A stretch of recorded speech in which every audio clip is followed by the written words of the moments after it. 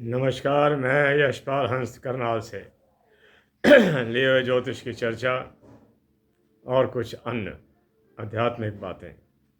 आशा है आप प्रसन्न होंगे, घर में खुशियों का वातावरण होगा। ईश्वर करे आप सदा सुखी रहें, माता सरस्वती की कृपा बनी रहे।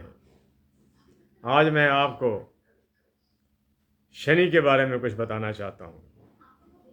शनि कुंडली के अंदर एक बहुत शक्तिशाली ग्रह है। शनि के बारे में कहा जाता है कि यह अंतरिक्ष के अंदर सबसे सुंदर ग्रह माना जाता है। ये सप्त धातु का बना हुआ है और इसकी बड़ी तेज किरणें पृथ्वी पर आती हैं। हालांकि इसकी पृथ्वी से दूरी काफ़ी ज़्यादा है। अगर ये लगन में बैठ जाए तो ऐसा कई ग्रंथकारों का मत है कि ये कुंडली को कहीं ना कहीं कमज़ोर करता है, क्योंकि तीसरी दृष्टि, सातवीं दृष्टि, 10वीं दृष्टि मेन पॉइंट्स पर पड़ रही है। कर्म की प्रधानता, क्योंकि शनि जहाँ बैठे बुरा नहीं होता, शनि की जहाँ दृष्टि पड़ती है वो स्थान कमज़ोर हो जाता है। तो ऐसी संभावना है तीसरे घर में उसकी दृष्टि पड़े तो व्यक्ति को पुरुषार्थ से रोकता है। अगर तीसरे बैठ जाए तो पुरुषार्थी बना देता है। सातवें घर में अगर शनि की दृष्टि हो और वहाँ राहु बैठा हो तो ये दाम्पत्य जीवन पर चोट करता है। अगर दूसरे घर में शनि बैठ जाए, ऐसा व्यक्ति अधिकतर चुप रहेगा, लेकिन जब भी करेगा बड़ी रहस्यमयी बात करेगा बड़ी गंभीर रहस्यमयी बात करेगा जिसका दूसरों को कोई आनंद नहीं आता। क्योंकि ये एक ऐसा ग्रह है जो न्यायकारी ग्रह है, न्यायाधीश भी कहते हैं इसे, लेकिन क्रूर ग्रह है। तीसरे घर में बैठ जाए बहुत अच्छा, इसमें कोई दो राय नहीं है कि तीसरे घर में अगर शनि बैठा हो वो व्यक्ति कर्मकांडी होगा और मजबूत होगा। चौथे घर में शनि बैठा हो, अकेला हो कहीं, तो ये सुखों पर आघात करता जरूर है। स्वभाव है अपना अपना ग्रह का। अगर चौथे घर में शुक्र बैठ जाए, पांचवें घर में शुक्र बैठ जाए, आनंद ही आनंद कर देगा। ये आनंदों को छीनता है, कम करता है। पांचवें घर में अगर शनि बैठ जाए तो व्यक्ति छोटी छोटी बात में क्रोध कर लेने वाला, मित्रों से भी लड़ पड़ने वाला, कई बार इसके भी दाम्पत्य जीवन में झगड़े आ जाते हैं। छठे घर में शनि बैठे तो ध्यान रखना चाहिए, रोग से बचना चाहिए। छठे घर का शनि रोग देता है। एक बात और देखने में आई है कि अगर छठे घर में शनि के साथ राहु बैठ जाए तो दोनों का प्रभाव खत्म हो जाता है, बुरा प्रभाव खत्म हो जाता है, अच्छा काम करते हैं। सातवें घर में बैठा हुआ शनि दाम्पत्य जीवन के लिए हानिकारक है। अगर कहीं ऊपर से इस पर राहु की दृष्टि पड़ जाए तो कुछ भी करवा सकता है।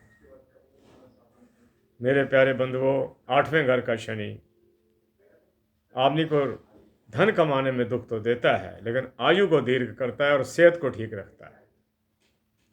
नवम भाव का शनि सामान्य है, आदमी को धार्मिक नहीं बनाता। धार्मिक से मेरा अभिप्राय ये नहीं कि वो कोई धूप बत्ती करे या कोई और काम करे या आराधना उपासना करता रहे। धार्मिक होता है आदमी अपनी आत्मा से, कि किसी का भला करना। शनि नवम भाव के अंदर हो तो ऐसा आदमी दूसरे का भला करने में भी 10 बार सोचेगा, करे ना करे उसकी इच्छा है।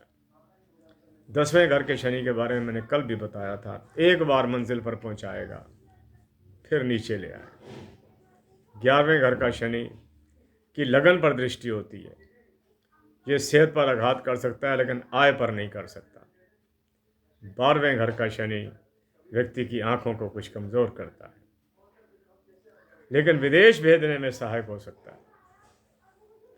शनि बड़ा उत्तम ग्रह है।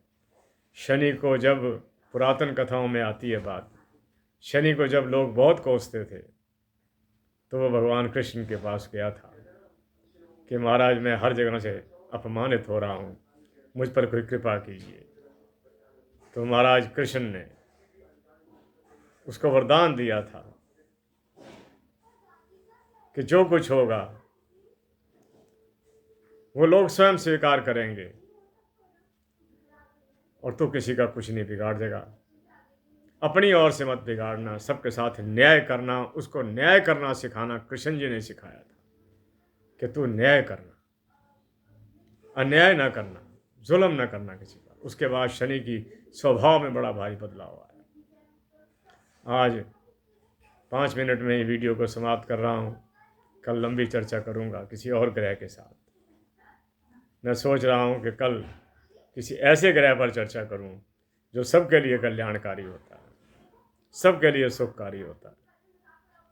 बातें बहुत याद आती रहती हैं ग्रंथों की, महाभारत की, भागवत की, कि किस प्रकार राजा परीक्षित को 7 दिन भागवत सुनाई गई और उनके अंदर से मृत्यु का भय निकल गया। बहुत बातें हैं। हमारे पुरातन आर्ष ग्रंथ और सनातन ग्रंथ भरे हुए हैं व्यक्ति को सिखाने में, समझाने में। आओ हम सब इनको पढ़ें, थोड़ा सा भी रोज़ पढ़ लें, जीवन में बड़ा भारी परिवर्तन आ सकता है। और परिवर्तन ही सुखों का आधार होता है। इसी के साथ मैं यशपाल हंस आपसे आज्ञा चाहता हूँ। कल फिर मिलता हूँ आपको नई बातों के साथ। जय जगत, जय भारत, नमस्कार।